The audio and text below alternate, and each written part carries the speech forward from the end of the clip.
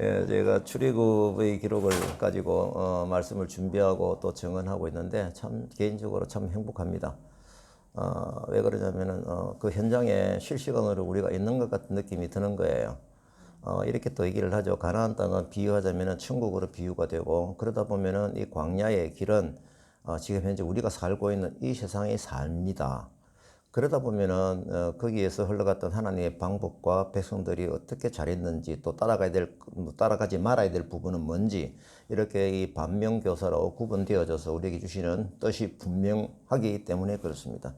오늘도 그런 마음으로 가지고 제가 말씀을 정원에 올리도록 하겠습니다. 출애굽기 14장 1절부터 4절까지 말씀, 16장 14절까지 말씀을 가지고 정원할 텐데요. 제가 제목은 좀 기분이 안 좋을 수도 있겠는데, 너희는 가만히 있어라. 너희는 가만히 있을지니라. 예, 이 주제를 가지고 같이 말씀을 보도록 하겠습니다. 먼저 14장 1절에서 4절 말씀, 큰 역사를 계획하심. 제가 굵은 글씨 위주로 읽겠습니다. 여호와께서 이스라엘 자손에게 명령하여 돌이켜 바다와 믹돌 사이의 바하히롯 앞 곧 바알스본 맞은편 바닷가에 장막을 치게 하라. 장막을 치게 하라. 바로가 그들이 그 땅에서 멀리 떠나 광야에 갇힌 바 되었다 하리라. 광야에 갇힌 바 되었다 하리라. 누가요? 바로가 그렇게 생각을 한다는 거죠. 정보를 들었죠. 내가 바로의 마음을 완악하게 한즉 바로가 그들이 뒤를 따르리니 내가 그와 그의 온 군대로 말미암아 영광을 얻어 애굽 사람들이 나를 여호와인 줄 알게 하리라 하심에 무리가 그대로 행하니라. 아멘. 아멘. 제가 아멘을 하면 다시 읽어야 되는데 제가 오늘 넘어가겠습니다. 이 말씀의 내용이 굉장히 압축되어 있는 게 좀 있어요. 살짝 보겠습니다. 출애굽 역사에서 굵직한 기록들이 좀 많이 좀 있죠. 하나님은 그 이후에 이 출애굽의 역사를 가지고 옛날의 과거에 너희들과 이렇게 한 것처럼 지금도 함께 하겠다라는 사례로서 출애굽 역사를 가장 많이 적용을 하신 것을 성경을 보면 많이 봅니다. 특히 오늘 내용 중에 보게 되면은 우리는 성경을 이미 알고 있기 때문에 이 오늘 과정이 뭐에 대한 서론인지를 알아야, 홍해에서 애국 군사들이 모두 다 수장이 되는 그 기록이잖아요. 그죠? 예. 지금 이스라엘 백성들은 모르고 있습니다. 모르고 있지만 우리는 알죠. 그러면은 이런 부분들을 우리가 출애굽 역사에서 우리가 이 홍해의 기적은 특별히 출애굽 역사에서 가장 클라이막스죠. 우리가 쉽게 영화를 보게 되면은 그거는 뭐 엄청나게 감동을 오고 막 일어나서 박수를 치고 싶은 그런 장면이기도 합니다. 제가 오늘 말씀을 보니까 이런 어떤 그 홍해에 수장되어지는 그 이전에 하나님께서 미리 보석으로 두신 그 계획들이 진행이 된다 이거입니다. 그것이 오늘 읽은 데서 보니까 시작이 되는 거예요. 그러니까 서론이죠. 그럼 시작 시점을 우리가 유심히 좀 보게 되면, 첫째, 아까 말하는 것으로 제가 강조를 좀 했는데, 먼저 뭡니까? 이스라엘 백성들이 갑자기 바닷가에 장막을 치게 하시는 거예요. 왜 장막을 치게 하지? 갈 길이 바쁜데. 예. 또 이스라엘 애국 군사들이 또 쫓아올 수 있던 이유가 있는데 치게 하신 거예요. 근데 이 정보를 누가 듣습니까? 바로가 듣게 됩니다. 누가 보고를 하죠. 그럼 바로가 어떤 생활을 합니까? 와, 백성들이 뭡니까? 광야에 갇혔구나. 뭡니까? 기회가 왔다. 그런 동시에 하나님께서 바로의 마음을, 앞에서 10가지 재앙이 진행되는 과정에서도 하셨듯이 바로의 마음을 완악하게 해서 어떤 마음을 가지게 합니까? 이 백성들을 따라가서 부숴야 되겠구나. 내가 이제는 너무너무 힘들었는데 이제는 부숴야 되겠구나 해가지고 백성들을 따라가게 만드는 하나님의 방법이 지금 흘러가고 있는 것이죠. 결국 이 사건이 애굽 사람들이 결국은 하나님의 목적은 뭡니까? 애굽 사람들까지도 누가 하나님이 여호와인 줄 알게 하는 목적이다. 하나님께서는 하나님의 백성이든 또 이방 민족이든 어떤 사람들이든 간에 하나님께서 역사하시면 흘러가는 표적이 보여야 되는데, 예수 그리스도인 줄 알게 하고 구세주인 줄 알게 하고 하나님이 여호와인 줄 알게 하는 목적이 있다는 것을 반드시 우리가 놓치지 말아야 하는 것입니다. 결국 이 역사는 나중에 홍해가 갈라지는 기적으로 드러나는 거죠. 이 기적에 시선이 머무르면 안 됩니다. 사람들이 보통 이 기적만 보고 와, 그 입이 쭉 벌린 상태에서 거기서 끝, 이렇게 되면 안 된다는 거죠. 제가 앞에 읽었던 말씀을 강조한 것은 무엇을 보고 싶으냐라는 마음이 있느냐 하면 하나님의 계획이 선으로 이어지는 것을 보아야 한다라고 하는 것이죠. 제가 이 출애굽을 말씀을 드리면서 지금 한 5번째인가 그러는데 계속 선이라는 부분이 보여요. 보이니까 제가 여러분들에게 말씀을 드리는 겁니다. 이스라엘 백성에게는 당신께서 약속해 주신 대로입니다. 여호와라는 이름을 주셨잖아요. 앞으로 너희들과 함께 하겠다는 약속을 모세를 통해서 주셨거든요. 그러면은 하나님께서는 여호와 하나님이신 줄을 알게 하는 계획이 하나하나 진행이 되고 있는 것이죠. 이제 출애굽기 14장 5절에서 14절 말씀을 봅니다. 지금 진퇴양난일 때 일어나는 일인데요. 지도자의 믿음의 결단을 우리가 유심해서 보도록 하겠습니다. 그 백성이 도망한 사실이 애굽 왕에게 알려짐에 우리가 어찌 우리를 섬김에서 놓아 보내었는가 이제 또 후회를 하네요. 바로가 곧 병거 600대와 애굽의 모든 병거입니다. 모든 병거입니다. 동원하니 지휘관들이 다 거느렸다. 모든 지휘관이 다 투입이 된 겁니다. 여호와께서 애굽 왕 바로의 마음을 완악하게 하셨으므로 계속 강조가 되죠. 그가 이스라엘 자손을 뒤를 따르니 10절 넘어갑니다. 바로가 가까이 올 때에 이제 이스라엘 자손들의 반응이죠. 이스라엘 자손이 어떻습니까? 심히 두려워하고 자연스럽게 일어날 수 있는 방향이죠. 여호와께 부르짖고 여기까지는 괜찮은 것 같아요. 그 다음 봅니다. 또 모세에게 당신이 우리를 이끌어내 이 광야에서 죽게 하느냐. 그죠? 여기서 보면은 뭡니까? 기도도 하면서 실제로 원망도 하고 이중 플레이를 하고 있는 것이죠. 동시에 보셔야 됩니다. 12절 넘어갑니다. 우리가 애굽 사람을 섬길 것이라 하지 아니했더냐. 애굽 사람을 섬기는 것이 이 광야에서 죽는 것보다 낫겠노라. 구체적으로 지금 나쁜 마음이 나오네요. 모세가 백성들에게 이르되 너희는 두려워하지 말고 여호와께서 오늘 너희를 위하여 행하시는 구원을 보라. 오늘 본 애굽 사람들을 영원히 다시 보지 아니하리라. 어떻게 모세는 이런 마음을 품었는지요? 아직 모르잖아요. 지금 이거는 결국은 나중에 어떻게 일어납니까? 홍해에서 그들이 몰살당하는 것을 보게 되는 것이죠.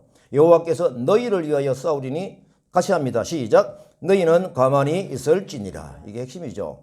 이 지금 하시는 하나님의 계획, 역사는 무엇입니까?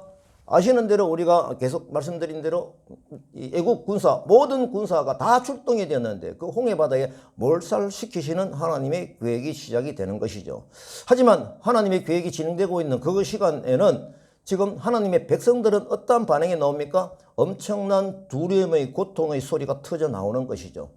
이 고통의 소리가 기도로 가고 거기서 하나님을 온전히 쳐다봐야 되는데 그들은 또 하나님을 원망하고 또 모세를 눈에 보이는 모세 지도자를 원망하는 믿음의 이중 플레이를 하고 있다라고 하는 것이죠. 이 말씀을 들을 때 우리는 뭘 생각해야 되냐면 나의 과거에도 이런 적이 없었나? 또 앞으로 일어나는 일 중에서 이렇게 하면 안 되지 라는 부분을 동시에 우리는 메시지로 들어야 하는 것입니다. 그들에게는 여호와 하나님은 보이지 않습니다. 그러다 보니까 눈에 보이는 지도자인 모세에게 달려들어 가지고 극한 원망을 드러내는 것이죠. 자, 이 이유기를 한번 분석해 보겠습니다. 이전에 이런 적이 한번 있었죠. 바로에게 처음 갔을 때 바로가 뭡니까? 이게 완전 코드숨을 치면서 백성들을 더 힘들게 만들었잖아요. 볏집도 주지 않고 벽돌을 생산하게 된 그 고통이 흐를 때에 백성들이 모세를 원망했죠. 이 원망하는 사람과 좀 달라요. 이거는 죽느냐 사느냐의 문제입니다. 다르죠. 물에 빠져 죽느냐 칼에 죽느냐. 그 둘 중에 하나의 문제 앞에서 과연 떨고 있는 백성들 앞에 지도자는 어떻게 그들에게 하나님의 방법을 선포해야 되는가. 자신의 위치가 영적인 지도자의 위치에 있다 혹은 신의 위치에 있어가지고 후배들이 나를 쳐다본다 했을 때 이런 모세의 마음을 품는 여러분들이 되기를 바라는 것입니다. 지금 지도자 모세에게는 사실 어떻게 보면 가장 위험한 순간, 처음 닥치는 순간이죠. 왜냐하면 죽음의 길에서 왔다 갔다 해야 되기 때문에 그렇습니다. 자, 사실 역설적으로 보게 되면은 이때 하나님의 계획을 기억을 한다고 그러면은 모세의 지도력이 세워지는 엄청난 중요한 기회가 되는 것입니다. 그래서 지금까지는 바로왕과의 다툼이었다면은 이제는 뭡니까? 백성들과 영적인 전쟁의 상황이 진행이 되는 것입니다. 이때 지도자 모세의 한마디 한마디는 매우 중요하죠. 왜? 하나님께서 지도자를 세우신 이유가 그거지 않습니까? 눈에 보이지 않는 하나님이지만은 하나님의 비전을 받고 가는 눈에 보이는 지도자를 통해서 하나님이 뜻이 흘러가는 것을 백성들이 보게 해야 되거든요. 그래서 모세의 말 한마디 한마디가 중요해지기 때문에 모세의 한 말을 다시 한 번 더 보겠습니다. 제가 보니까 4가지예요. 보십시다. 모세가 백성에게 이르되 첫째 뭡니까? 너희는 두려워하지 마라. 두려워하지 마라. 이건 지도자가 쉽게 할 수 있을 것 같아요. 두 번째 보십시다. 여호와께서 오늘 너희를 위하여 행하시는 구원을 보라. 두 번째죠. 이것까지도 우리가 믿음의 시각에서 그냥 충분히 할 수 있는 내용이에요. 또 보십시다. 오늘 본 애굽 사람을 영원히 다시 보지 않. 이거는 하나의 예언적인 비전입니다. 예. 어떻게 이런 말씀을 쏟아내요? 예.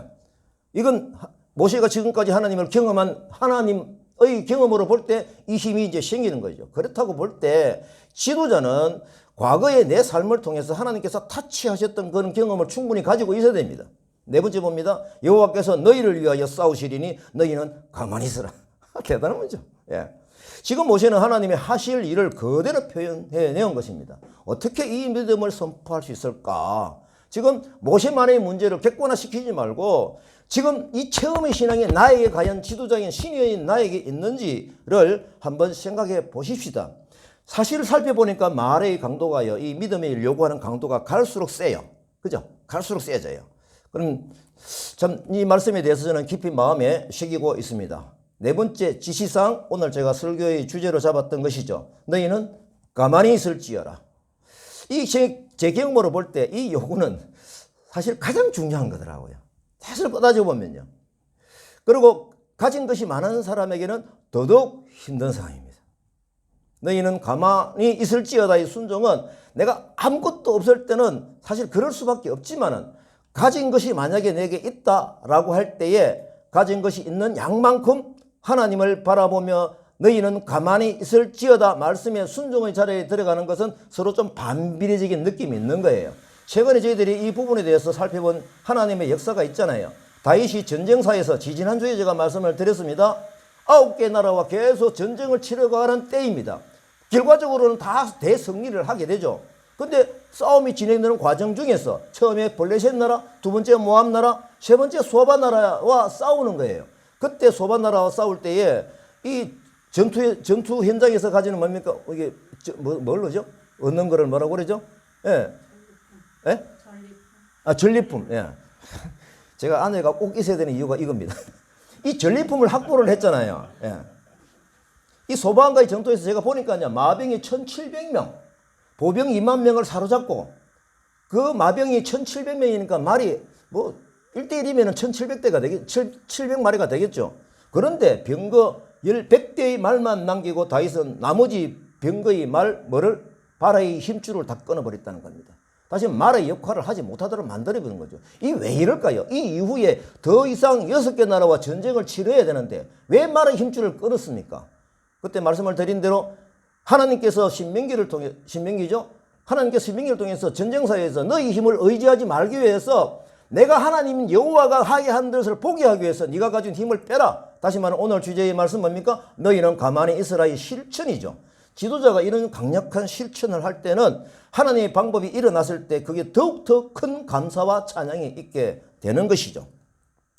지금 사실 이 다윗이 된 말의 힘줄 끄는 것, 너희는 가만히 있을지어다 이 순종하고 같은 것이죠. 또 기억나는 사람이 있습니다.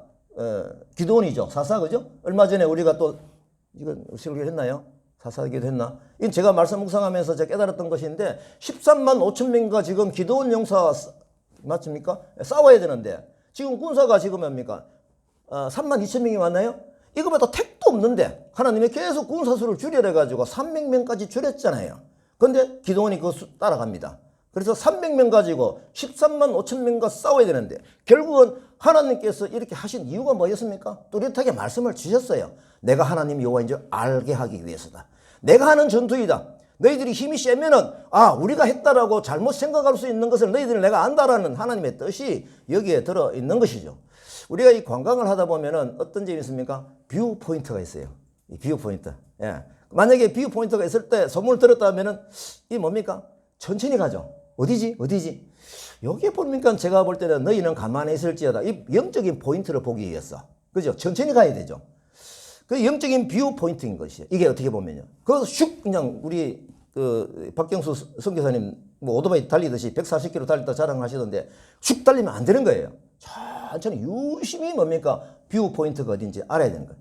이것이 바로 영적인 뷰 포인트이지 않느냐라는 생각입니다. 특별히 우리가 사역을 할 때 우리 스스로가 얼마나 큰 일을 할 수 있는가라는 것보다는 하나님께서 어떻게 이루시는가를 볼 수 있는 믿음의 시각이 참 중요합니다. 제가 중국 유학생 사역을 하면서 정말 제가 강조하는 것, 얘기하는 것 중에서 많은 내용이 있는데 7년 만에 47명의 세례를 받아갔다. 사람들 이 얘기를 참 많이 듣고 싶어요. 저는 그거 좀 제일 마지막입니다. 어떻게 하나님께서 이 일을 하게 하셨는가? 또 하나님께서 어떻게 이 과정 중에서 어떻게 간섭하셔서 이걸 이루어 가셨는가? 그걸 얘기하고 싶은 거 참 많아요. 질문한 사람들을 보면 수준을 보면은요, 이제 믿음의 강도를 느껴요. 야, 어떻게 이걸 하게 하셨냐? 제가 그분에게 박수를 칩니다. 정말 내 기분 좋은 질문을 해주는 거라. 어떤 분은 뭡니까? 지금 예배 몇 명 나오는데, 그리고 몇 명이 세례 받았는데, 사실 중요하긴 하죠. 하지만은 홍해가 갈라지는 그 기적을 보는 그것보다는 그 이전에 하나님께서 이미 계획을 이루는 그 부분에 우리가 믿음의 시각으로 집중해야 하는 것이죠. 너희는 가만히 있어 주가 하나님 대 말지어다. 코로나 고통이 진행되고 있다면 복음을 전하기 위해 처소를 마련하기 위해서 지금 이 다카 성교인 공동체의 자금이 부족한 이때에 우리가 바라보아야 될 영적인 뷰 포인트가 어디인가요? 속도를 천천히 가면서 때로는 서기도 하고 하나님의 뜻을 묻는 기도의 자리에 들어가야 하지 않겠습니까? 그래서 하나님께서 타치하신 그것을 깨달음으로 아멘으로 너무 감사하며 찬양으로 받아야 되지 않겠느냐라고 하는 것입니다. 이것이 바로 믿음의 자리이고 순종의 자리입니다. 바로 골방에서 기도하는 자리인 것이죠. 거기에서 하나님께서 이루시는 큰 역사를 보게 될 것입니다. 이제 홍해의 표적을 보게 됩니다. 출애굽기 14장 15절에서 31절, 좀 길긴 한데 다 아시는 내용이지만 이제 핵심되는 거 읽겠습니다. 내가 애굽 사람들의 마음을 완악하게 할 것이 이제 계속 나오죠. 그들이 그 뒤를 따라 들어갈 것이라 하나님의 계획입니다. 내가 바로와 그의 모든 군대와 그의 병거와 마병으로 말미암아 영광을 얻는다. 내가 바로와 그의 병거와 마병으로 말미암아 영광을 얻을 때에야 애굽 사람들이 나를 여호와인 줄 알리라 하시더니, 애굽 사람들도 하나님이 여호와인 줄 알게 하시는 목적입니다. 23절, 애굽 사람들과 바로의 말들 병거들과 그 마병들이 다 그들이 뒤를 추격하여 바다 가운데로 들어오는지라. 지금 사실은 바다 가운데로 들어온지라 라기보다는 사실은 앞에 가는 코앞에 잡으러 가고 있는 중이에요. 지금요. 예. 굉장히 긴장감이 흘러가고 있는 중이죠. 새벽에 여호와께서 애국 군대를 어지럽게 하시며 그들이 병거 바퀴를 벗겨서 달리기를 어렵게 하시는, 이 부분도 참 묘하죠. 이 병거 속도가 얼마나 빠릅니까? 이스라엘 백성들, 그 많은 사람들 걸어서 가는데 어떻게 금방 잡힐 듯 하잖아요. 하나님 그걸 아시고 그 바다에 수장시키기 위해서 이게 거리가 좀 떨어져야 되잖아요. 이스라엘 백성들 살려야 되고 그 다음에 이게 좀 수장을 시켜야 되는데, 그러니까 바퀴가 빠지게 해가지고 막 더디게 앞에 착 막혀가지고 이 아빠 왜 안 가나? 야, 저 바퀴가 빠져가지고 막혀있어. 이런 어떤 환경이 만들어진 것이죠. 여호와께서 모세에게 내 손을 바다 위로 내밀어 물이 다시 흐르게 하라. 건너간 거죠. 지금 현재 바퀴 혼란스럽고 뒤로 갈 수도 없는 이런 진퇴양난의 애굽 병정들이 다시 물을 흐르게 하시니 뭡니까? 물이 다시 흘러가지고 바로의 군대를 다 덮으니 하나도 남지 아니하니라. 몰살시키는 거죠.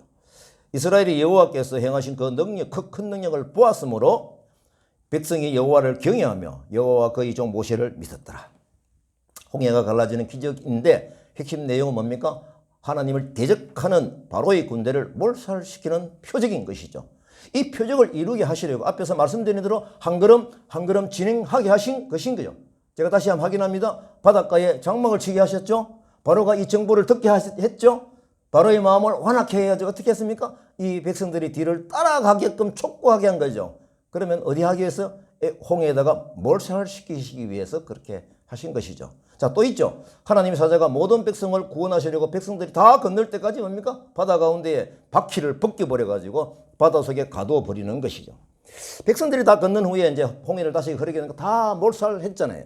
아까 말씀드린 대로 우리의 시선이 여기에 머무르면 안 된다는 겁니다. 이로 인해 가지고 이스라엘 백성들은 어떤 일이 일어났습니까? 여호와 하나님을 경외하게 되었고, 또 뭡니까? 하나님의 종 모세의 지도력도 믿고 따르게 되는 그 힘이 생기게 된 것이죠. 홍해가 갈라진 것은 기적이고 애굽이 전 구사에게 바다에 몰살시키게 한 것은 뭡니까? 심판입니다. 이걸 분명히 알아야 되거든요. 심판입니다. 앞으로 우리 종말의 때 예언되어지는 심판이 남아있죠. 이렇게 심판이 있을 것입니다. 다 몰살되는 겁니다.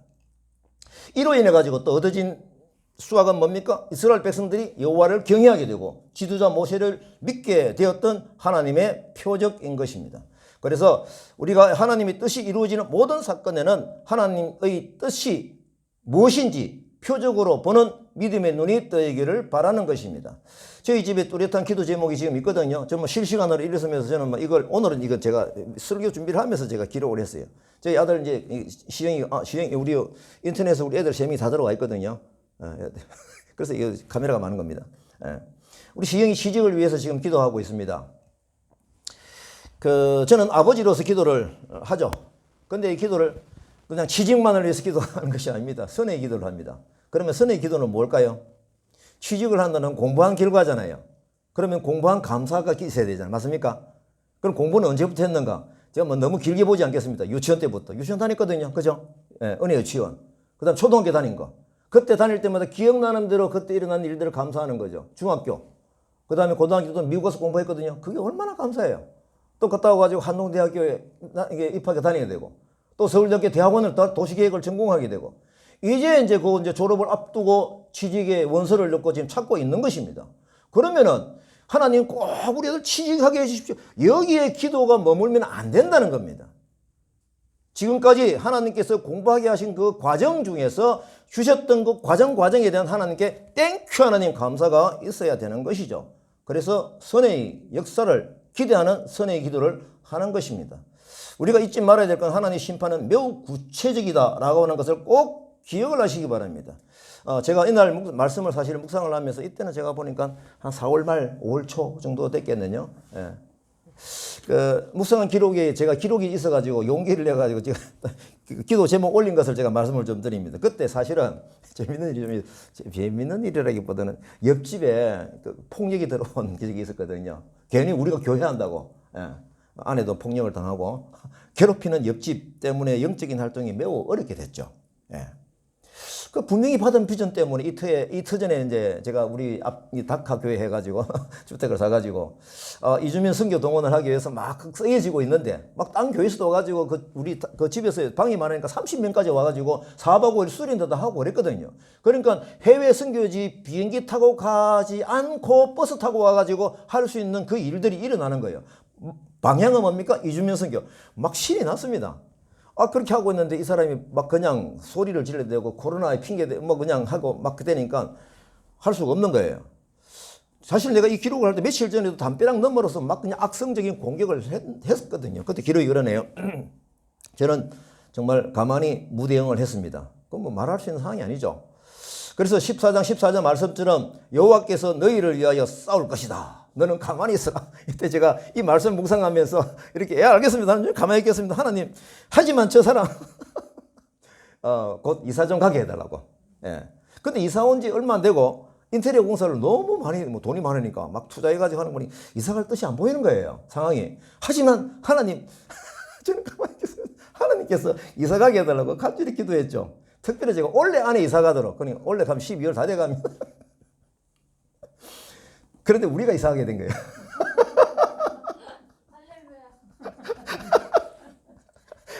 이때가 4월 말이니까 8월 9일 날 우리 박성 교사님 만나가 이루어졌으니까 그건 하나님의 계획은 따로 있어요. 우리가 생각하는 거는 그 터전에서 이렇게 하는데 그건 거기보다 더 좋은 곳으로 제가 보니까 이게 기록을 하면서 홍해 서쪽에서 동쪽으로 우리를 옮긴 거예요. 그 감사가 있죠. 참 신기해요. 내가 이걸 하면서 참 신기하다. 대단하다 하나님. 감사합니다. 자, 그러면은요. 이제 동시에 생각되는 게 있죠. 옆집 사람은 결국 예수를 믿지 않고 회개하지 않으면 그 사람은 불바다에 빠지는 심판을 받게 될 것입니다. 우리가 꽃이다 이런 개념이 아니라 안타까운 심정으로 바라보게 되는 것이죠. 자, 출애굽기 15장 1절에서 21절. 표적이 보이면 어떻게 해라? 시작. 다시 합니다. 표적이 보이면은 예.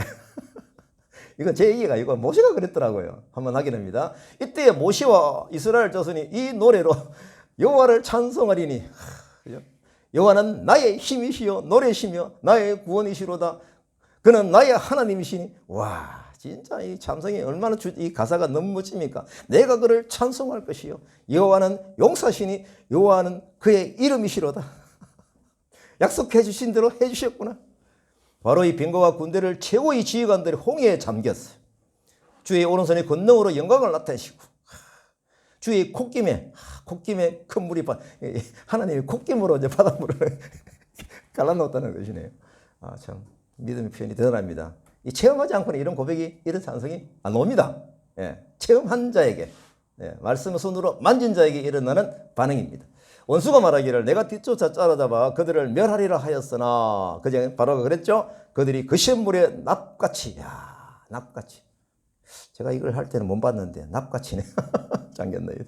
여호와여 신중에 주와 신중에 주와 같은 자가 누구이니까? 주께서 오른손을 드신 저 땅이 그들을 삼켰나이다. 주께서 구속하신 백성을 인도하시되 주의 거룩한 처소에 들어가게 하시나이다. 여러 나라가 듣고 떨며, 이제 주변 나라가 떤다는 거죠. 블레셋, 에돔, 모압, 가나안 주민들이 다 낙담하나이다. 이게 이런 수학이 또 있네요. 또 있습니다. 원수가 말하기를 내가 뒤쫓아 따라잡아 그들을 멸해라 하였으나 미안합니다.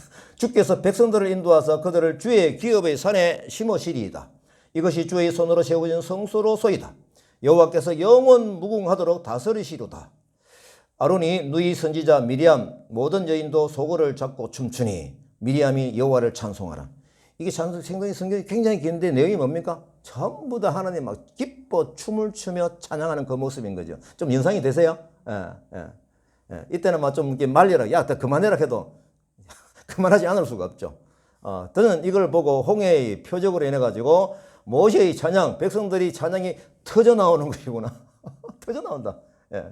뚜렷한 역사로 봤으니까요. 찬양하지 않을 수가 없죠.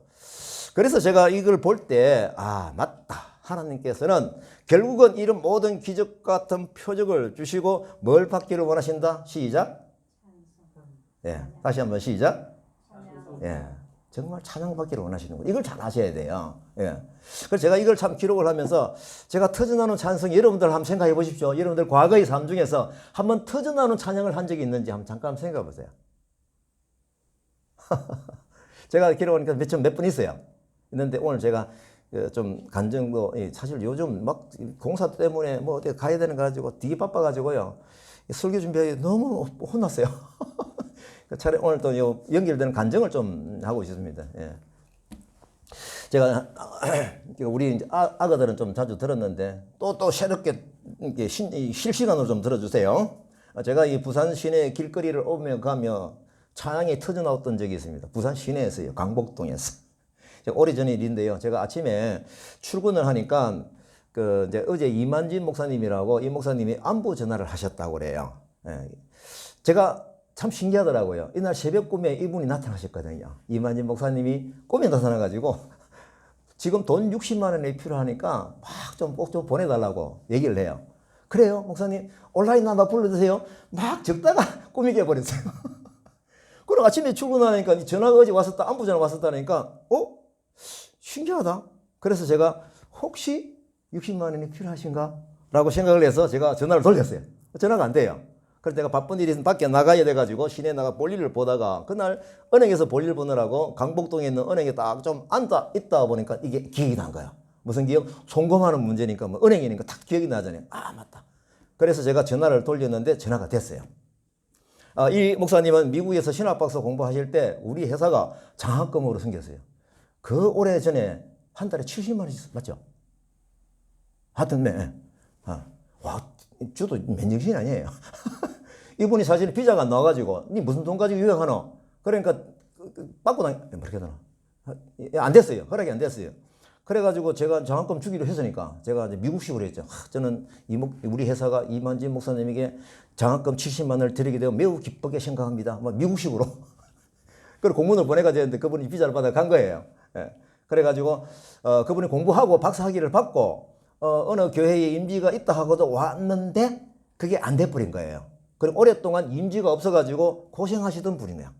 그러니까 고생하는 게 있고 이 돈이 좀 자금이 힘들겠다. 60만 원 송금하라. 이게 실시간 일 수 있겠다. 그래서 제가 전화를 한 거거든요. 그래서 이제 보니까 이제 그 목사님 전화를 하신 이유가 뭐냐면 어느 교회 드디어 청빙을 받아가지고 감사 문안 인사를 저한테 전화한 거예요. 그래서 전화를 받으면서 이제 속으로 생각할 때 돈 문제가 아니구나. 왜냐면 돈도 저기 많이 꼽았거든요. 아니구나. 그러면서 제가 지나가는 말로 어제 아침 새벽 꿈 얘기를 제가 얘기를 한 거예요. 근데 이 목사님이 깜짝 놀라요. 집사님, 지금도 제가 정기고네요. 정말 60만 원이라고 했습니까? 이러는 거예요.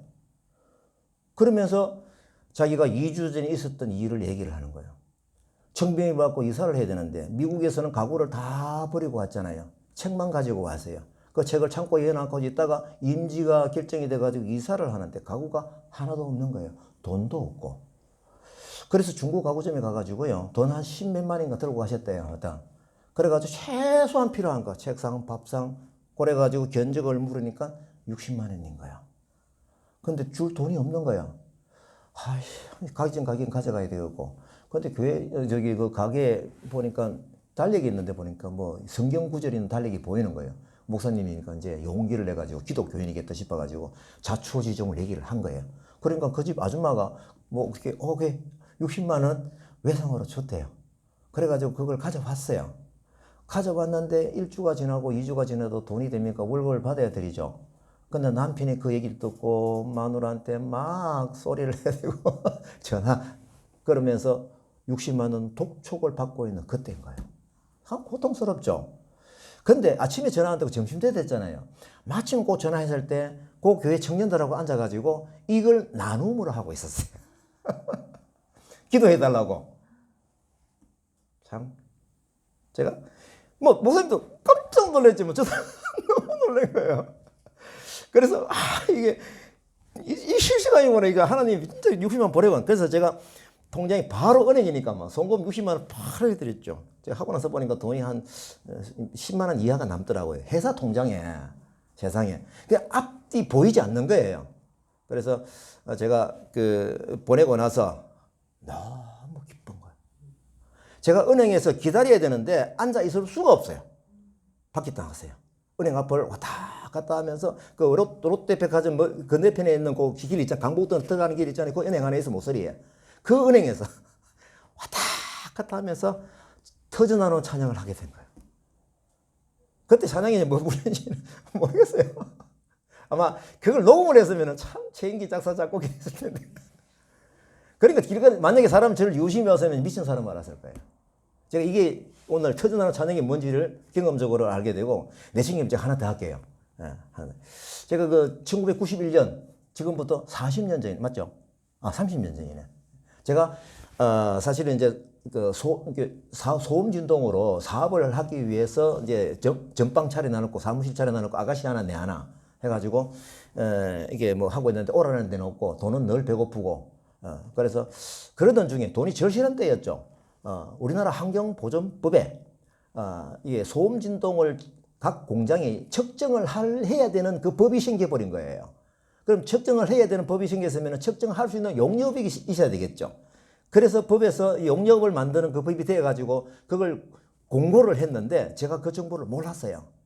모르죠. 제가 법을 봅니까? 그런데 갑자기 옛날에 공부했던 한 사람이 저한테 전화 한 번도 안 하던 사람이고 그 뒤로도 전화가 안 왔어요. 이런 게 있는데 니 아냐 이래요. 정보가 날라온 거죠. 그런 게 있어? 저는 지금 돈 배고프죠. 소음진동 제가 그 한양대학교 대학원에서 전공을 했거든요. 그러면 이 용역업은 저에게 있어서 너무 절실한 거예요. 돈도 절실하고 그다음 이 내용도 절실하고 그리고 소음진동 사업을 하려고 그러면 각 공장 다니면서 이거 측정 돈을 벌어가면서 이걸 내 홍보하고 와 너무너무 하고 싶었어요. 그래서 왜 하면 되는지 제가 보니까 사업 계획서를 집어넣는 거예요. 그래가지고 제가 사업 계획서를 해가지고 냈어요. 너무나 절실해가지고 뭘 합니까? 절실하니까 우리는 기도하죠. 하나님 아무리 봐도 제가 저기 꼭 이걸 좀 이게 용역을 좀 주시면 좋겠다고. 근데 이것이 진행이 될 때에 지금 제가 선으로 흐르는 하나님의 보석을 지금 간증하는 거예요. 환경청에서 어떻게 생각을 했냐면은 수질하고 대기가 이미 측정업이 있어요. 그래서 소음진동이 새로 하나 생겼으니까 이미 하고 있는 업체들하고 관계가 있잖아요. 이건 날아가는 정보입니다. 관계가 있잖아요. 관계가 있으니까 이 사람들이 어떻게 생각을 했을 것 같아요. 그러면은 야 이거 하나 더 얹어 주는 거죠. 그래가지고 그 사람들 중에 어떻게 이 문제가 안 생겨 줄까라고 생각을 그렇게 방향을 가고 있었어요. 그런데 부산 환경청에 들락거리는 기자가 이걸 알게 된 거예요. 이거 나도 해도 되겠네. 돈 되겠네. 그래가지고 물어보니까 이게 방향이 다르게 하고 이러면 되나? 담당자가 부담이 돼가지고 방법을 바꿨어요. 만인에게 서류 사업계에서 집어넣은 사람에게 심지뽑기로 한다. 그 정보를 듣고 물어보니까 심지뽑기로 돼 사업계에서 집어넣으라는 거예요. 하고 싶으면은. 사업계에서 집어넣었죠. 하나님 꼭 이거 저한테 주십시오. 그러니까 너무 받고 싶으니까 이 확률이 어떨지 집어넣은 사람이 몇 명이 될지 그것도 너무 궁금한 거예요. 제가 하루 전에 전화를 해봤죠. 해보니까 너무 많이 신청을 했더라고요. 되게 심하신. 하여튼 막 기도가 더 절실해지죠. 근데 그 딱 전화 끊고 나서 조금 있다가 어느 사람이 전화가 했어요. 밀양 사람인데, 제 고향 사람인데, 이 친구가 수지라고 대기를 측정업을 하고 있는 사람이야. 자기도 이제 소음진동을 넣었죠. 내가 밀양 사람이니까 전화가 왔어요. 전화가 와가지고, 였습니까? 하면 였다고 하니까, 자기는 서류를 5개를 였대요. 왜 5개? 자기 이름으로, 자기 마누라 이름으로, 자기 친구로. 왜 5개를 였을까요? 기대값이 커지는 거죠. 5배가 커지는. 수학 잘하기 때문에 대박 알아요. 5개를 연 것은 확률을 5배 높이는 거죠. 심지뽑기니까. 누구 이름으로도 걸려라 이거지. 예. 그걸 얘한테 자랑을 해요. 그 친구가 그 전에 전화 온 적도 없고 그 위에 전화한 적도 없어요. 그래서 제가 이걸 딱 들었을 때 어떤 마음이 들겠어. 수학적인 가치는 금방 딱 떠오르죠. 나도 뭐 내 친구가 없나 마누라가 있나. 서로 사업 계획서니까 생각이 살짝 왔죠. 그런데 바로 거절이 됐습니다. 제 마음에서. 하나님, 참 지금도 제가 눈물이 나려고 그러는데 하나님 주시면 하고 안 주시면 제가 안 하겠습니다. 제가 절실하지만 하나님, 이게 바로 너희는 가만히 있어라 이 말씀이죠. 어떻게 보면은 제가 이제 이 말씀을 묵상을 하면서 제가 이게 생각이 나가지고 메모를 좀 했었거든요. 제가 보십시오. 이 과정을 볼 때 이 측정업이 있다는 내용도 모르는데 이런 법이 있다라는 전화가 갑자기 왔고 그래가지고 사업계획서를 집어넣는데 보면 또 기자가 와가지고 또 그냥 뭡니까? 이게 해가지고 자꾸 심지뽑기, 만인에게 심지뽑기로 방법을 바꿔버렸고. 그러고 나서 또 이제 유혹이 들어온 거죠. 그죠? 자기는 5개였다. 이게 왜 전화를 내가 자랑해요? 자기가 내가 5개면 지도 힘든데. 이것이 바로가 뭐냐면 이스라엘 백성들이 장막을 쳐가지고 갇혔다라는 정보를 두고 끄끄구러지면 거죠. 이런 정보들이 저한테 확 올라와. 이게 이제 유혹하는 정보죠. 제가 여기에 넘어갔더라면 지금도 진땀이네요. 그래서 제가 수학적인 기대값, 가치가 내 머리를 두드리고 있었지만 저는 신앙적인 가치를 가지고 버티고 나는 하나님을 기다리는 사람이다. 그때 제가 메모를 그렇게 했어요. 그때 제가 한 걸 제가 보고 하거든요. 하나님께 주시면 하고 안 주시면 안 하면 안 하겠습니다. 제가 이제 그날 신청한 날, 심지뽑기하는 날 돼가지고 오라 해서 갔습니다. 보니까 34명이 신청이 되어 있어요. T1은 3개. 수학적으로 11.3대 1. 경쟁률이 심하죠. 심지뽑기 합니다. 앉아서 계속 기도하고 있죠. 근데 제 앞에 한 11명이 뽑는데, 그러니까 안에 구슬이 7번이 3개, 빵이 몇 개? 31개. 그 안에 섞어가지고 구슬 하나씩 뽑는 거예요. 제 앞에 11명이 나갔는데, 처음부터 뽑는 방법이요. 또 핫도 쪼듯이요. 잊지 못합니다. 근데 11명이 다 빵인 거예요. 제 자리가 돼가지고 한 12번째 제가 나가면서 너무 확신해 와요. 하나님 저한테 주시려고 앞에 다 그냥 빵 뽑기 하시네. 그래서 제가 그런 너무 확신해 와가지고 구슬한개 딱 옆에 담당자가 서 있었죠. 구슬한개 똑 떨어졌어요. 담당자에게 제가 뭐라고 했는지 아십니까? 주워보라고 7번일 거라고. 그건 7번이었습니다. 예. 그러니까 이게 처음 당첨이 되니까 막 사람들이 막 박수 치고 야단이 난 거예요. 이건 이제 기적 보고 치는 사람들이죠. 그죠? 저는 그 기적만을 볼까요? 아닙니다. 그 과정 중에서 하나님께서 만드신 그 표적과 이루어가는 위한 선을 제가 기억이 나는 것이죠. 너무 기뻤어요. 이것은 제가 사업을 할 수 있는 그 기쁨도 있겠지만 뭡니까? 하나님 방법의 승리인 거예요. 너희는 가만히 있으라라고 하는 승리인 거예요. 그래서 저는 너무 기뻤어요. 그래서 무엇을 했을까요? 찬양이 터져 나오는데요. 그때 제가 차를 몰고 제 사무실로 가면서 터져나오는 찬양을 주체할 수가 없었습니다. 근데 아무도 안 보죠, 이때는. 차 안에 제 혼자 있으니까. 얼마나 감지르면서 제가 찬양을 했는지. 오늘 이 말씀을 보면서 그게 좀 생각이 나고 있습니다. 자, 출애굽기 16장 1절부터 14절 말씀. 이제 마지막 말씀인데요.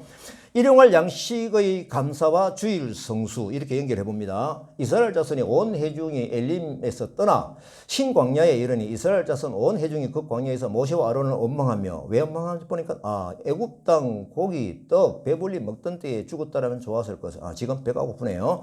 너희가 이 광야로 우리를 인도해 줄여 죽게 하는도다. 그때 여호와께서 모세에게 보라 내가 너희를 위하여 하늘에서 양식을 비같이 내리리니 일용할 것을 날마다 거둘 것이라. 이같이 하여 내 율법을 준행하나 아니하나 내가 시험하리라. 6째 날에는 그들이 그 거둔 것을 준비할지니 날마다 그 거둔 것의 갑절이 되리라. 모세가 또 이르되 여호와께서 저녁에는 너희에게 고기를 아침에는 떡으로 배불리시리니 너희의 원망은 우리를 향하여 함이 아니요 여호와를 향하여 함이로다. 여호와께서 모세에게 내가 이스라엘 자손의 원망함을 들었노라. 그들에게 해질 때에는 고기를 먹고 아침에는 떡으로 배부르리니 저녁에는 메추라기가 아침에는 이슬이 지인 주위에 있더니 작고 둥글며 서리 같이 가는 것이 있는지라. 보니까 애굽에서 나온 지 약 한 달 정도 지난 다음에 신광야에 도착을 했죠. 지금 상황을 볼 때 지금 이스라엘 백성들이 뭐 60만 대군이지만은 약 200만, 250만 이게 먹여야 되는 사람들이 좀 있죠. 그래서 아무리 나올 때에 이걸 생각하고 가지고 나왔겠죠. 양식을 가지고 나왔겠지만 아무리 많이 가지고 나왔다 하더라도 한 달 정도이면은 다 떨어질 때가 된 거예요. 굶은 지 오래되겠죠. 이 떨어진 양식, 그래서 지금 이들은 어떻게 하나님께 또 모세에게 반응을 했느냐라고 하는 겁니다. 백성들은 일전에 모세만을 원망했는데 오늘 보니까요, 모세와 아론까지 그냥 통틀어서 원망을 하기 시작합니다. 백성들이 원망과 불평이 도가 점점 가중되어 가고 있음을 보여주고 있죠. 자, 이제 이 부분에 대해서 우리가 두 가지 시각이 제가 깨달아져요. 한 가지 시각은 어떤 시각이냐면 배은망덕한 그들이죠. 그죠? 예. 하나님 크신 능력을 지금 경험을 많이 했잖아요. 그죠? 그렇게 경험하고도 또 홍해를 그렇게 기적적으로 건너서면서도 불구하고 또 금방 요 앞에는 마라의 물이 일어나는 기적도 체험을 했거든요. 그런데도 어이없 닥쳐서 하나님께 기도하면서 기다리지 아니하고 뭘 한다? 원망을 하고 있구나. 참으로 가정스럽게 짝이 없는 시각이죠. 그들이 불평소리를 봅니다. 고기 가마 곁에 떡을 배불리 먹던 때를 그리워도 하고 있는 거예요. 이스라엘이 배은망덕한 그 부분이죠. 이 시각은 어떤 시각일까요? 제가 보니까 한 옆집 아줌마가 보는 시각이죠. 또 하나의 시각이 뭡니까? 부모의 시각이 있겠죠. 부모가 만약에 이 상황을 본다 그러면 이렇게 반응할까요? 얼마나 배가 고팠으면 우지라만 하면 옆집 아줌마에게 뭐라 하겠습니까? 니도 그렇게 배고파 봤냐라고 막 그냥 엄마의 마음으로도 얘기할까 하겠습니까? 이게 뭡니까? 품는 마음이죠. 여러분은 어느 쪽입니까? 첫 번째 시각은 객관성이 있는 시각이죠. 어떻게 보면요. 배은망덕한 시각으로 보는 거. 그런데 하나님은 어떻게 하셨는가입니다. 출애굽기 16장 11절에서 13절 말씀 봅니다. 여호와께서 모세에게 내가 이스라엘 자손의 원망함을 들었다. 그들에게 해질 때에는 고기를 먹고 아침에는 떡으로 배부리니 저녁에는 메추라기 아침에는 이슬이 진 주위에 있더니 이렇게 되는 것이죠. 이게 보니까 원망함을 듣긴 들어지는데 그들 꾸지람한 거 없었어요. 그냥 뭡니까? 그냥 고기와 떡을 주신 거예요. 하나님 지금까지 하나님 입장에서 볼 때는요, 굉장히 화가 날 일이죠. 어마무시한 은혜를 가지고 이게 또 예배하는 나와 관계를 회복하기 위해서 예배를 통해서 이렇게 만나려고 하는 이런 큰 뜻을 세워가고 있는 중인데 지금 이제 몇 번 걸어왔는데 가나안 땅에 가게 하려고 이 광야로 나오게 했는데 지금까지 보여준 그 기적이 얼마나 큰데 이런 배은망덕한 꾸지람 어떻게 보면은 전혀 의식하지가 않을 수 있죠. 그러나 하나님은 12절처럼 다시 읽겠습니다. 내가 이스라엘 자손의 원망함을 들었다. 그들에게 회질 때에는 고기도 먹이고 아침에는 떡으로 배부르게 하겠다. 하나님은 요즘 말로 애들은 드렸습니다. 갱이 뭐냐? 갱 먹거리를 주신 거죠. 부모의 마음의 사랑이라는 것이 느껴지죠. 훨씬 뛰어난 사랑이죠, 사실은요. 우리가 제일 하는 안개가 저는 유권서 보면 애들을 보면서 그냥 자연스럽게 작년이 나오는 그 얼굴 표정, 저걸 내한테 조금이라도 보여주면 내가 정말 기쁠 텐데 오늘도 그렇게 했어요. 아들아 나왔나? 그 표정이 보면요. 너무 저는 배가 고파요. 그 표정이. 하나님. 근데 하나님의 사랑은 뭡니까? 탕자처럼. 그죠? 알고 있잖아요. 배은망덕한 아들이 돌아왔을 때 품으시는 그 사랑. 이게 하나님의 사랑입니다. 하나님의 방법입니다. 저는 이것을 이렇게 적을 때, 자, 이제 우리 타카 교회 사역이 외국인 근로자 대상으로 사역을 하고 있어요. 10명에게 만나가지고 얼굴 빵긋빵긋 웃고 전화번호 주면서 꼭 가겠습니다 약속했는데 10명 중에 1명 오면 성공이에요. 어제도 2명 전화번호를 땄습니다. 확률적으로 볼 때는 안 올 확률이 높아요. 하지만 우리가 하나님의 사랑, 품는 사랑은 그들이 가는다. 그러면 우리가 이웃집 아줌마의 마음으로 사역을 할 것이냐? 이 우리에게 이제 속죄가 되는 거죠. 아니면 부모, 아버지의 마음을 품고 엄마의 시각으로 할 것이냐. 아버지라고 얘기해야 되는데 엄마가 사랑이 확, 그 느낌이 확 가요. 이렇게 생각해보고 결심을 해야 하는 것이죠. 저희들이 이제 여관을 마련하고 이렇게 막 베풀어 주는데도 불구하고 그들이 뭡니까? 배은망덕한 행동이 나올 수가 있는 것입니다. 그래서 저는 이 말씀을 보면서 어떻게 해야 되는가 마음에 결심을 하는 거죠.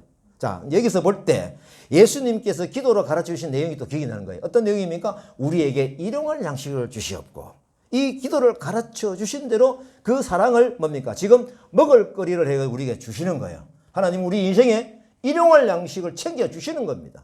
자, 우리가 착각하는 게 있어요. 어떤 사람이 착각을 합니까? 내가 돈을 벌어가지고 그 돈으로 먹을 것을 사 먹는데 내 능력으로 해결하는데 이게 왜 하나님의 은혜인가? 왜 하나님이 일용할 양식을 주셨다고 하지? 왜 감사하라고 하지? 이렇게 반문하는 인생이 있을 수 있죠.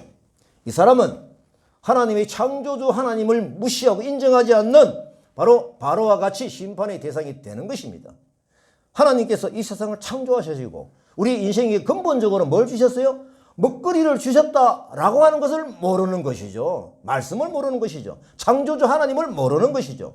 하나님께서는 이 세상을 창조하시면서 베풀어 주신 먹거리 기록을 제가 살펴보겠습니다. 창세기 1장에 나와 있죠. 하나님이 이르시되 내가 온 지면에 씨 맺는 모든 채소와 씨가 지는 열매 맺는 모든 나무를 너희에게 주노니 너희의 먹을거리가 되리라. 또 땅의 모든 짐승과 하늘의 모든 새와 생명이 있어 땅에 기는 모든 것에는 내가 모든 푸른 풀을 먹을거리로 주노라 하시니 그대로 되니라. 하나님이 지으신 것 모든 것을 보시니 보시기에 심히 좋았더라. 저녁이 되고 아침이 되면 이는 여섯째 날이니라. 여기 보면 네가 돈 냈기 때문에 줬다라는 말 없어요. 그 후 인간이 또 죄를 짓고 됐습니까? 하나님을 떠난 사람들을 하나님께 징계를 하셨죠. 노아 홍수로 벌을 내리셨잖아요. 노아가 그 징계가 다 끝나고 난 다음에 다 물이 물러가고 난 다음에 하나님께 뭐 했습니까? 예배를 했죠. 어떻게 보면 이제 새로운 세상이 열리는 그때 아닙니까? 하나님은 우리 인간에게 일용할 양식을 다시 한번 확인시켜 준 기록을 봅니다. 창세기 9장에 있습니다. 하나님이 노아 그 아들들에게 복을 주시며 그들에게 이르시되 생육하고 번성하여 땅에 충만하라. 이건 창세기 1장에 나오는 그 복이죠. 땅의 모든 짐승과 공중의 모든 새와 땅에 기는 모든 것과 바다의 모든 물고기가 너희를 두려워하며 너희를 무서워하리니 이것들은 너희의 손에 붙였음이니라. 모든 산동물은 너희의 먹을 것이 될지라. 채소같이 내가 이것을 다 너희에게 주노라. 아멘. 자, 이렇게 볼 때 예수님께서 우리에게 가르친 기도 내용이 뭡니까? 이제 일용할 양식을 주시옵고. 아멘입니까? 예, 좀 크게 하네. 아멘입니까? 예, 예. 오늘 점심 있습니다. 오늘 점심 메뉴가 좋아요. 자, 그러면 이 광야에서 내리는 만나를 믿음의 시각에서 한번 살펴보십시다. 사실 광야라서요, 환경적으로 먹을거리의 대책이 있다 없다? 전혀 없죠. 전혀 없습니다. 어떻게 보면 환경의 가능성이 전무하니 뭡니까? 뭐가 확실히 드러납니까? 하나님의 방법이 확 드러나는, 어떻게 보면 100% 드러나는 그런 상황이 되는 것이죠. 다르게 말씀드리면은 내게 있는 만큼 반비례로 하나님의 방법을 찾기가 힘든데 내게 없으니까, 그래서 하나님 방법이 확 느껴지는 굉장히 절묘한 기회이다라는 것이죠. 제가 지난번에 별 사진을 찍었을 때 별을 한번 보여드렸는데, 별 사진을 찍어 갔을 때 한 달 중에 어느 날을 가야 할까요? 제 질문. 예를 들면 뭐 이게 보름달이 있을 때, 중간달이 있을 때, 초생달이 있을 때, 금음일 때, 어떤 때가 좋을 것 같아요? 역시 금음일 때입니다. 달이 있으면요, 별빛이 잘 안 보여요. 사진을 찍었을 때 깜깜한 밤이 되고 이래야 또 산꼭대기에 올라갑니다. 주변에 빛이 없어야 됩니다. 여기 있으면 전기불이 뭡니까? 자동차 지나가는 불이 생기면 막 그냥 엉켜버려요. 그 별 사진만 찍으려면 제일 좋을 때가 달이 없는, 달빛이 하나도 없는 금음 때인 거예요. 자, 하나님은 이 백성들이 먹을 거리를 아차하고 참 내가 못 챙겼구나 하고 이제 챙겨줄게 이랬었을까요? 아닙니다. 이미 준비를 해 주셨죠. 언제부터요? 이 세상을 창조하실 때부터입니다. 그래서 백성을 위해서 매일 만나를 하늘에 비같이 내리시는 계획이 있었던 것이죠. 일용할 하나님께서 주시면서 메시지가 있죠. 어떤 겁니까? 4절입니다. 일용할 것을 날마다 거둘 것이나 이같이 하여, 그 뒤에 뭡니까? 내 율법을 준행하나 아니하나 내가 시험하리라. 자, 그러면은 양식을 주시면서 내 법을 율법 주시는 지키는지 안 지키는지 보겠다라고 이 율법은 무엇입니까? 그 분명한 내용은 우리가 상상할 이유가 하나도 없어요. 5절을 봅니다. 나와 있어요. 여섯째 날에 이틀분을 주신다고 하셨으니 안식일을 지켜야 하는 율법이다. 이거죠. 자, 그러면은 지금 여러 율법을 지키는 내용이 있지만은 요때에 딱 보시고자 하는 겁니까? 안식일을 지키는가? 지키지 않는가? 그럼 이걸 위해서 어떻게 하느냐? 6일째는 양이 뭡니까? 1월까지 7일째도 먹을 수 있도록 뭡니까? 배나되게 주셨죠. 그 다음날 안식의 이름으로 지금 쉬어야 하기 때문에 그랬습니다. 자, 이것이 나중에는 이제 출애굽기 나중에는 이제 성법화, 십계명화 돼 있었죠. 자, 이제는 우리가 현실적으로 보자는 겁니다. 오늘도 여러분들 느낌이 있습니까? 똑같이 기적이 쏟아지는 먹을거리 인도섬을 확인을 하는 겁니까? 맞습니까? 자, 보시다. 만나를 비처럼 내려주시는 게 뭡니까? 햇빛이 있죠? 비가 신기해요. 내려왔다가 올라갔다가 내려갔다 올라갔다가 곡식을 키워요. 이 비 내리심, 햇빛 주심. 결국은 우리는 지금 뭘 경험하고 있습니까? 이스라엘 백성들이 광야에서 만나를 경험하는 그 내리심을 경험을 하고 있는 것이죠. 그래서 우리는 땡큐 하나님 감사를 할 수 있게 되는 것입니다. 그래서 우리는 우리에게 일용할 양식을 주시옵고의 기도를 언제 해야 될까요? 매일 감사해야 되죠. 내 창고에 내 곳간에 곡식이 많이 있다 하더라도 거기서 하나 커내어와 살을 먹다 하더라도 매일매일 주시는 그 양식 때문에 감사 기도를 해야 하는 것이죠. 습관적으로 하는 식사기도 말고요. 그냥 먹을 거 주신 진정한 감사. 자, 그러면 이때 안식일을 지키라 라고 해서 이틀분을 한몫해 주셨던 것은 지금의 무엇일까요? 뭘 요구하실까요? 주일 성수죠. 맞습니까? 주일 성수입니다.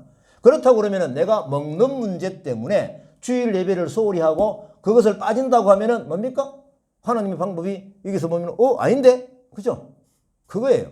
일용할 양식을 주신 하나님의 은혜를 저버리는 그런 행위가 되는 것이죠. 우리 모두 이 주일 예배를 어떻게 할까요? 감격으로 감사로 드리죠. 특히 뭡니까? 우리의 먹을 거리 주셨던 하나님, 주신 하나님, 지금도 내리시는 하나님, 지금도 햇빛이 짱짱 내려가지고 지금 들판에 뭡니까? 곡식들이 얼마나 잘 자라고 있습니까? 이런 부분이 하나님의 방법으로 실시간으로 만나와 메추라기를 내리시는 하나님의 방법으로 깨닫고 아멘 하며 가십시다. 아멘. 예. 지금 코로나 위협이 계속 지속되고 있습니다.